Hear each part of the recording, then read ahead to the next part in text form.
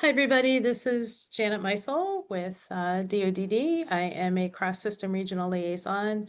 Prior to coming over to DODD, I worked for about 15 years in the mental health field and really enjoyed working with individuals who had borderline personality disorder. So it seemed a good fit when Heather asked to put a presentation together.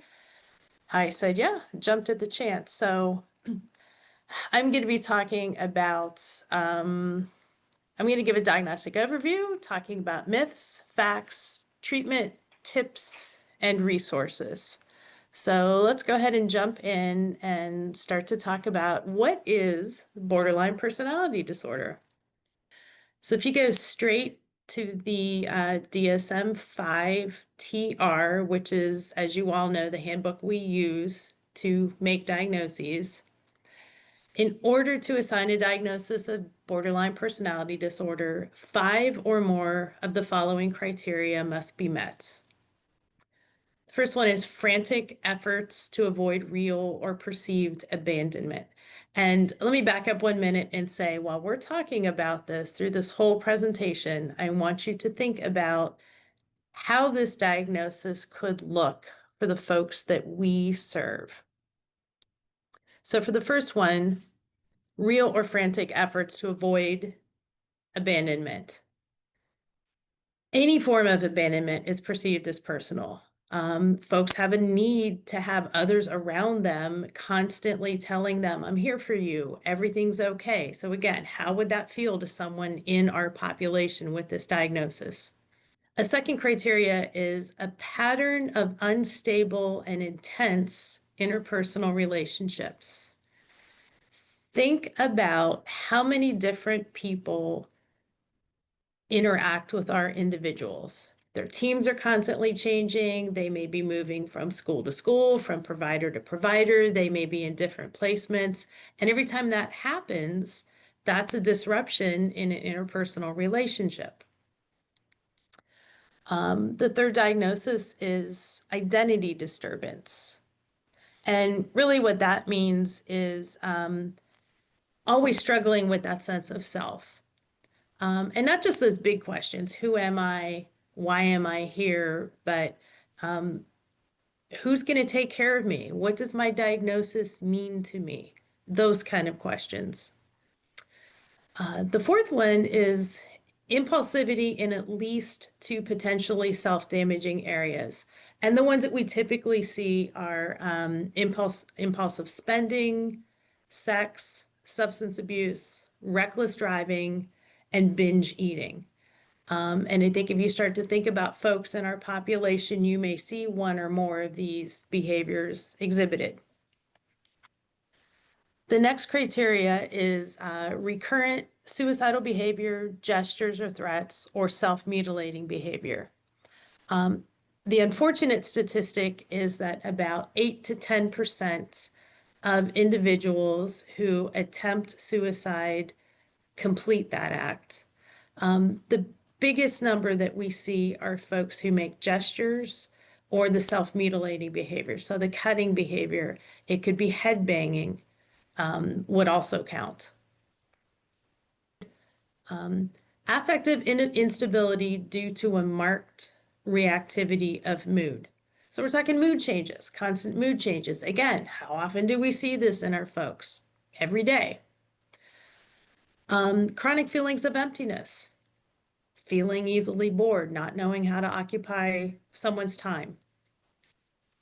Frequent displays, or I'm sorry, inappropriate, intense anger or difficulty controlling anger. Think about our individuals who are working on their own mood states, who have trouble identifying their mood states, and now we're asking them to name the mood states and put a coping skill in place. And if they've got borderline personality disorder, this just makes that whole process even more complicated. And the last criteria is transient stress-related paranoid ideation or severe dissociative symptoms. This one can be really hard to get a handle on with our folks because so many of them struggle to identify the difference between normal self-talk and hearing voices or paying attention to a stimulus that isn't there. So this one can be kind of tricky to look at, but you can notice it if you pay attention. Okay, the next slide is about dispelling myths. So the first myth, an adolescent cannot be diagnosed with borderline personality disorder. The fact is, yes, they can be. BPD can be diagnosed in someone under the age of 18.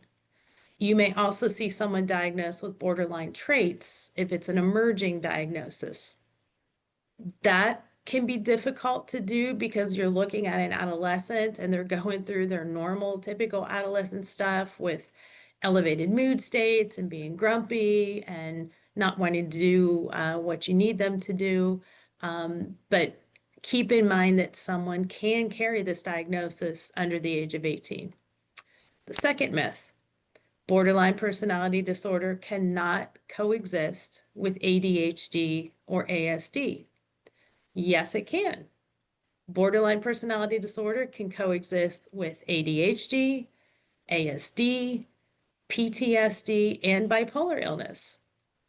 There can be overlap among all these diagnoses, but it is possible to have BPD in one or more of these. Typically what they recommend is treat the mood disorder. That's a good first step before focusing on the more cognitive aspects of BPD. And when you get down into the weeds on this one, think about how important it is to get in the weeds with this and try to determine what the correct diagnosis is. And that's a theme you're going to hear me say a lot with this. Here's some examples. Social anxiety is often present in both autism and BPD. Mood swings are common in bipolar, ASD, and BPD. Self-injurious behavior can be part of autism and BPD. Someone with post-traumatic stress disorder is going to struggle with relationships in ways very similar to someone with BPD. Self-injury, suicidal ideation can be present in several of these diagnoses. So when you're trying to get someone diagnosed, having someone familiar with our population who will take the time to tease all of this out and come up with an accurate diagnosis is absolutely critical. This is a big myth. Borderline personality disorder is primarily diagnosed in females. Not true. In the general population, they estimate that 2 to 6% of people have been diagnosed with BPD, and most of these are female. However, when you look in treatment settings, males and females are equally likely to have this diagnosis. Now, how can that be? It's because males often present differently, and they're more likely to be misdiagnosed or underdiagnosed. They're also less likely to seek treatment. So if you're working with someone, especially a male, who's been diagnosed with a conduct disorder, intermittent explosive disorder, disruptive mood dysregulation disorder, they may actually have a borderline personality disorder. Those three diagnoses in particular often get incorrectly assigned to folks in our population. I'm always one to push back on those and to really ask that those be looked at with a more critical eye.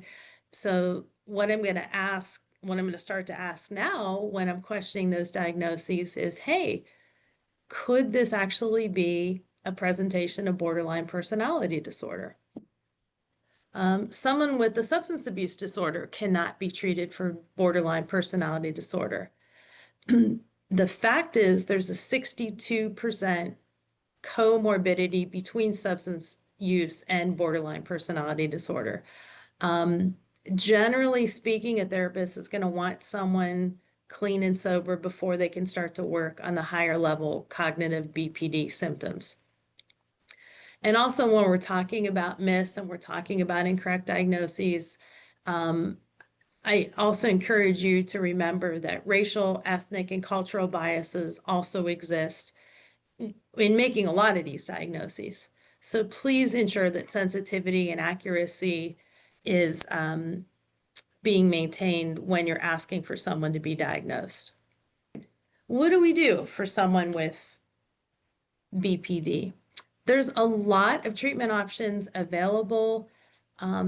Many of them do require, I don't want to say 70 IQ because we can really go down a rabbit hole with that, but many of the therapy options do require some level of higher cognitive ability.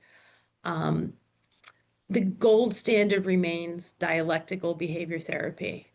And this combines cognitive therapy with work on mindfulness, distress tolerance, emotional regulation, and interpersonal effectiveness. And when you look at those last four things, the mindfulness, distress tolerance, emotional regulation, and interpersonal effectiveness, those are things that should sound familiar to a lot of us working with folks in our population. Those are things that we try to work into plans. Those are things that we suggest for coping skills. So that part of the DPT therapy would be familiar. Another type of therapy that I recently learned about is called general psychiatric management. And this focuses on the person's hypersensitivity to what happens in relationships.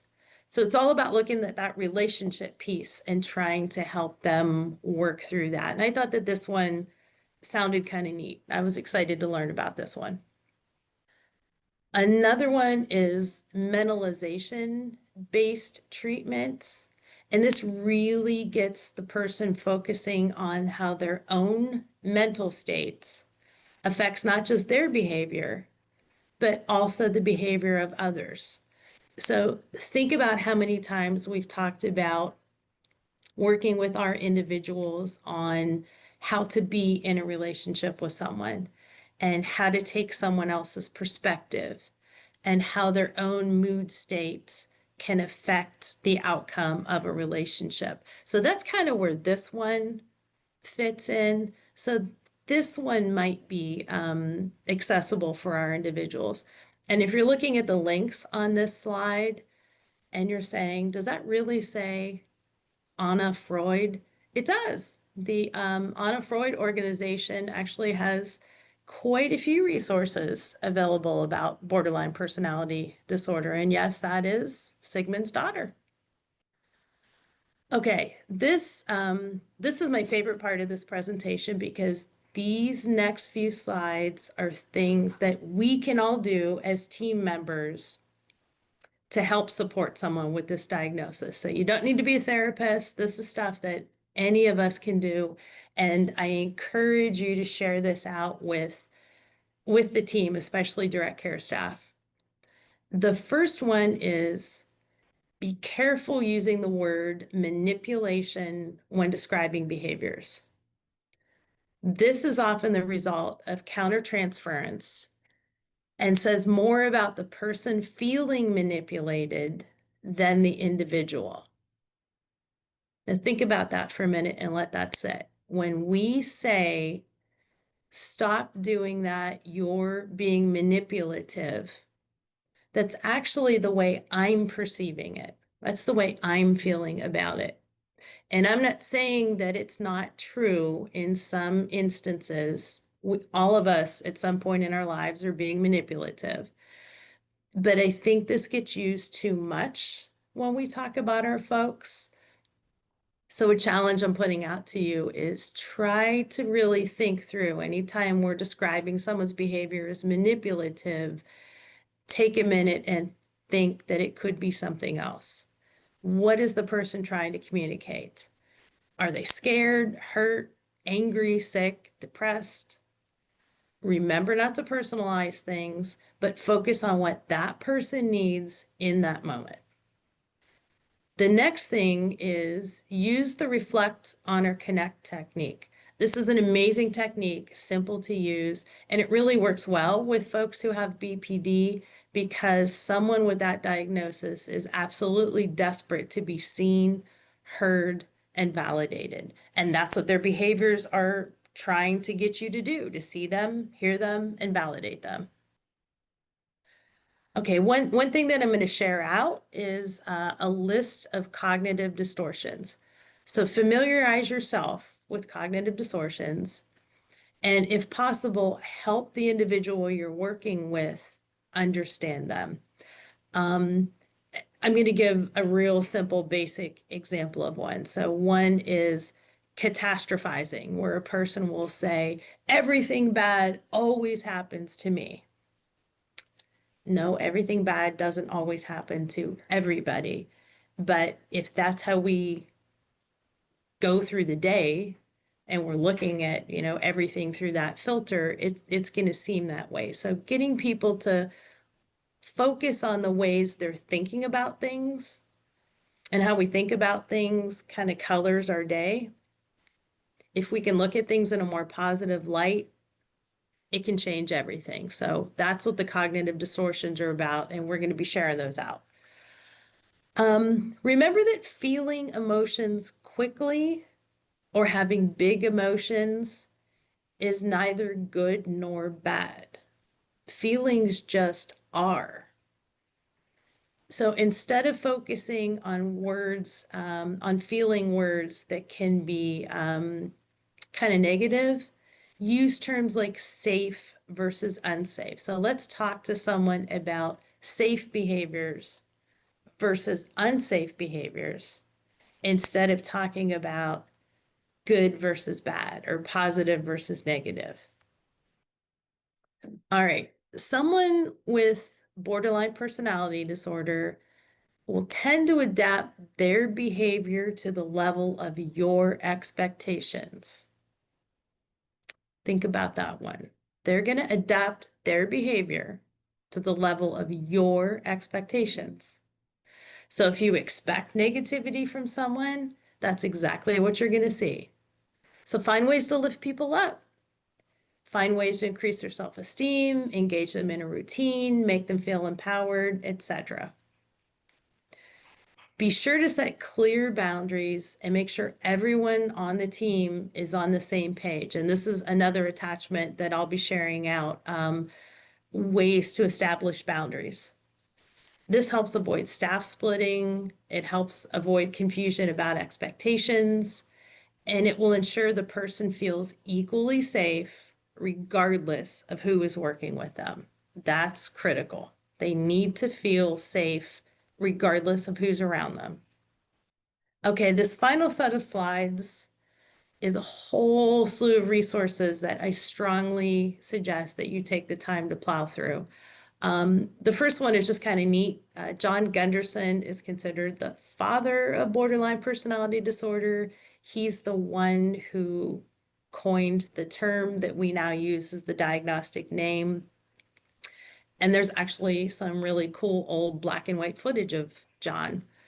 A big one, if you really want to take a deep dive into this, I included the link for the webinar called Myth Interrupted: The Truth About BPD and Self-Harm. It's a 5-hour webinar. I recently attended it. It was amazing. And I really, if you've got 5 hours, take the time to go through that webinar if you want to learn more. The National Association, or not, excuse me, National Education Alliance for Borderline Personality Disorder link is there. And if you click on that link, also look at the Family Connections at this link for resources about how to support families who are supporting someone with BPD. The next slide, Emotions Matter, is a great resource. And there's a book I found called A Bright Red Scream, which is about self-injury. And if you look at that paragraph, you'll see a familiar name for those in our field. Bessel van der Kolk was consulted on this book.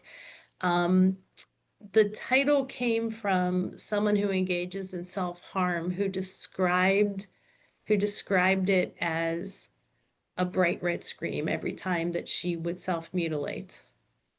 And again, that reminder that it is a cry for help. The last slide.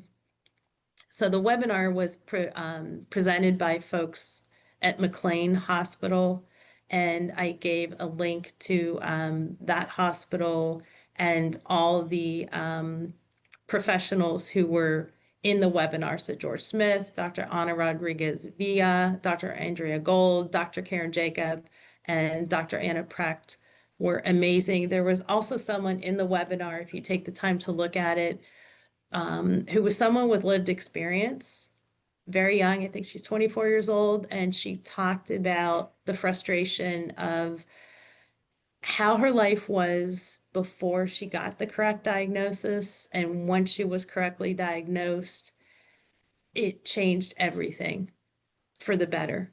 And the struggles that she still has living with this diagnosis, but how much better things are now that she got help after being correctly diagnosed, and she's living her best life.